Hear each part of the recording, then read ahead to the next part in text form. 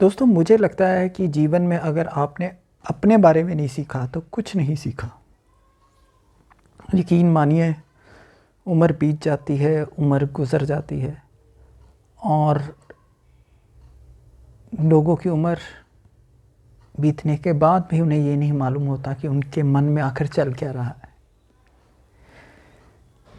छोटी उम्र में तो जैसे पढ़ाया जाता है संसार में, वैसे काम कर लिया जाता है, लेकिन जब खुद का दौर आता है, खुद का समय आता है, तब कहीं ना कहीं पुराने जो छाप मन में बसी होती है वही आके काम करती है।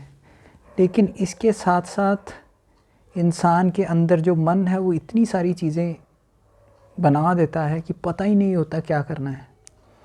एक काम कुछ समय के लिए करते हैं और कुछ समय करने के बाद क्या होता है कि थोड़ा सा आगे जाते हैं उस काम में, फिर लगने लगता है नहीं यार, दूसरा काम अच्छा है, शायद उस तरफ चले जाते हैं।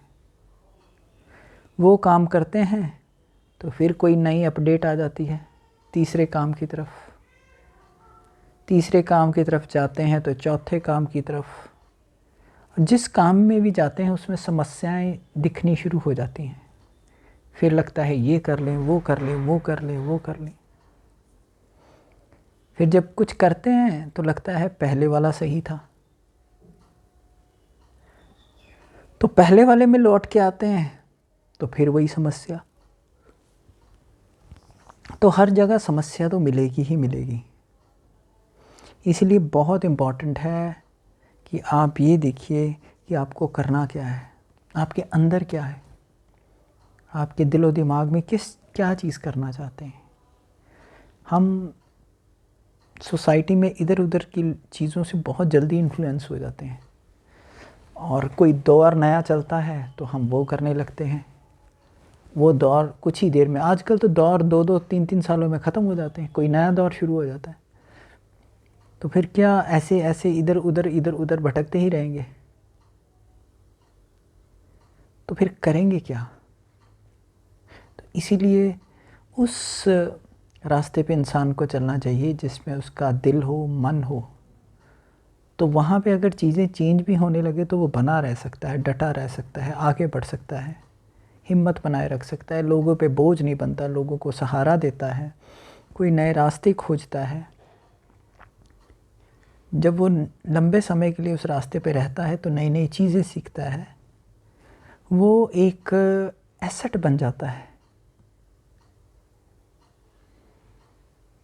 लेकिन अगर सोसाइटी की वजह से उसने वो चीज़ अडॉप्ट की है और उसमें अपना मकसद ही उसका सबसे इम्पॉर्टेंट चीज़ है, तो वो आसपास के लोगों के लिए एक इम्पॉर्टेंट प्रोग्रेसिव इंसान नहीं बन सकता। प्रोग्रेसिव इंसान बनने के लिए चाहिए आपकी कड़ी मेहनत।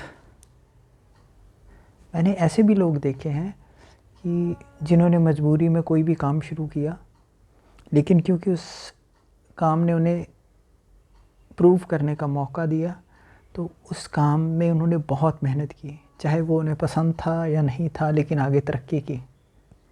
आगे तरक्की करने के बाद धीरे धीरे धीरे लेके लोग सारे ही उनके अगेंस्ट थे, लेकिन उन्होंने उसी काम में लगातार मेहनत करते हुए अपने आप को इम्प्रूव किया।